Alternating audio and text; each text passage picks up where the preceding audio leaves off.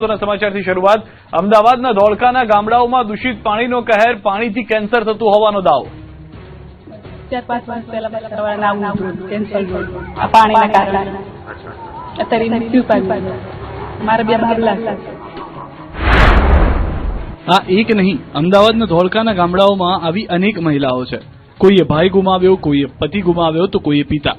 અમદાવાદના ધોળકા તાલુકાના અનેક ગામડાઓમાં જળ એ જ જીવન છે એ કહેવત ખોટી પડી રહી છે। અહીંનું પાણી તેમના માટે આશીર્વાદ નહીં પરંતુ અભિશાપ બની રહ્યું છે।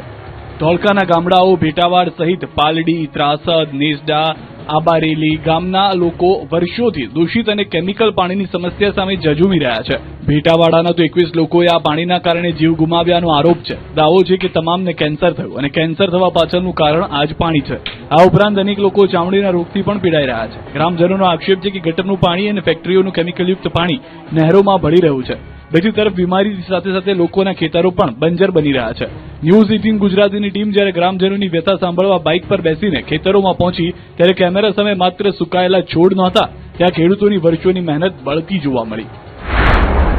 અમારા ગામના બધાને રોગ થાય સાંભળીને અમારા બેનના છોકરાને એકને દવા કરાવી મચ્યું અને બીજો ઓફ થયું એને બે છોડ્યું ને એક જ છોકરો આવડો છે અને ગુલાબની વાડી સાવ સાફ થઈ ગઈ।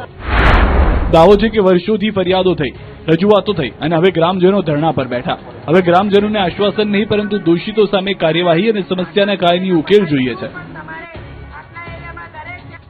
સાગબારામાં જંગલ જમીનના હક માટે આરપારની લડાઈ, ઉપવાસ પર બેઠેલા આગેવાનોની લડથીરી તબિયત। સાગબારામાં જંગલ જમીનના હક અને અધિકાર માટે આદિવાસીઓનું આંદોલન 15મા દિવસે પણ યથાવત છે। જંગલની જમીન ખેડવા સહિત વિવિધ માંગણીઓને લઈને આદિવાસી આગેવાનો અને ખેડૂતો છેલ્લા 15 દિવસથી ધરણા પર બેઠા છે। લાંબો સમય વીતી ગયો છતાં હજુ સુધી આંદોલનનો કોઈ ઉકેલ આવ્યો નથી। સતત ઉપવાસને કારણે આંદોલનકારી લીલાબેન વસાવાની તબિયત લથડતા ચિંતા વધી છે। 15 દિવસથી લીલા વસાવાએ અન્નનો એક દાણો પણ મોઢામાં નાખ્યો ન હોવાનો દાવો છે। મારી ધરણા ચાલુ છે અને ઉપવાસ પણ ચાલુ છે। હવે ગઈકાલથી મારી તબિયત થોડી નબળી છે અને ગઈકાલથી મારો પ્રેશર બી થોડું વધે છે। આ દરમિયાન નાંદોદના ધારાસભ્ય ડોક્ટર દર્શના દેશમુખ પણ આદિવાસીઓના સમર્થનમાં ધરણા સ્થળે પહોંચ્યા હતા।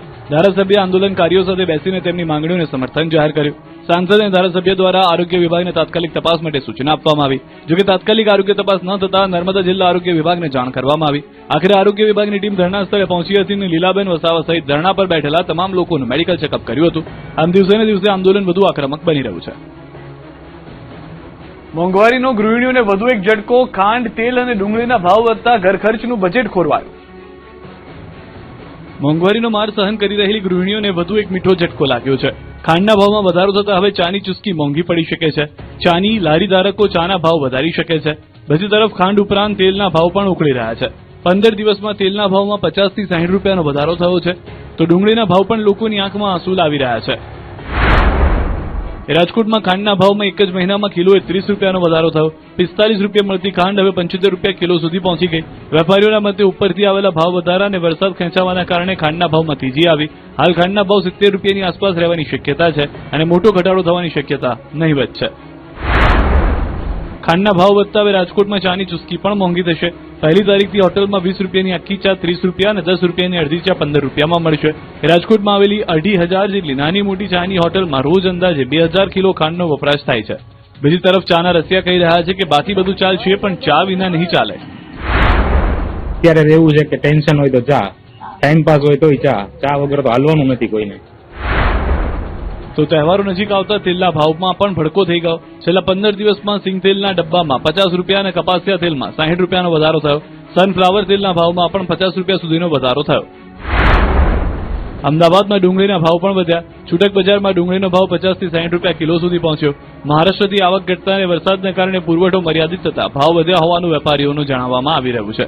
એક સાથે ખાંડ, તેલ અને ડુંગળીના ભાવ વધતા ગૃહિણીઓના ઘર ખર્ચનું બજેટ ફરી ખોરવાયું છે।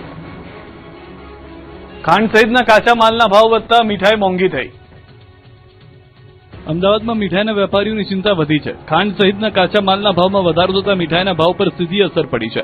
શહેરના કેટલાક વેપારીઓએ મીઠાઈના ભાવમાં 5% સુધીનો વધારો કરી દીધો છે, જ્યારે આગામી દિવસોમાં પણ ભાવ વધવાની શક્યતા છે। માવા મીઠાઈ ફરસાણ એસોસિએશનના ગુજરાત રાજ્ય પ્રમુખે કહ્યું કે આ અનુસાર ખાંડ ઉપરાંત દૂધ, ઘી, ખોયા, કાજુ અને બદામ જેવા રો મટીરીયલના ભાવ વધ્યા છે.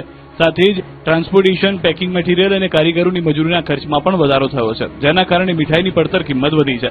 વેપારીઓનું કહેવું છે કે જૂના ભાવે મીઠાઈનું વેચાણ કરવું હવે મુશ્કેલ બની રહ્યું છે. ખાંડના ભાવમાં હજુ વધારો થશે તો મીઠાઈના ભાવમાં વધુ વધારો કરવો પડે. વેપારીઓ માટે મુશ્કેલ બની રહ્યું છે હાલમાં. આથી ખાંડના ભાવને નિયંત્રિત કરવા સરકાર સમક્ષ અપીલ કરવામાં આવી છે. બીજી તરફ આગામી દિવસોમાં રક્ષાબંધન, જન્માષ્ટમી અને દિવાળી જેવા તહેવારો આવી રહ્યા છે. તહેવારોમાં મીઠાઈની માંગ વધવાની વચ્ચે ભાવ વધારો થાય તો તેની સીધી અસર ગ્રાહકોના બજેટ પર પડી શકે છે. નકલી દૂધના કૌભાંડનો પર્દાફાશ, બનાવટી દવા સામે પણ તંત્રની કડક કાર્યવાહી. રાજ્યમાં ફરી એકવાર શંકાસ્પદ દૂધ ઝડપાયું છે. આ વખતે રાજકોટના ધોરાજીમાંથી દૂધનો મોટો જથ્થો ઝડપાતા હાહાકાર મચ્યો છે.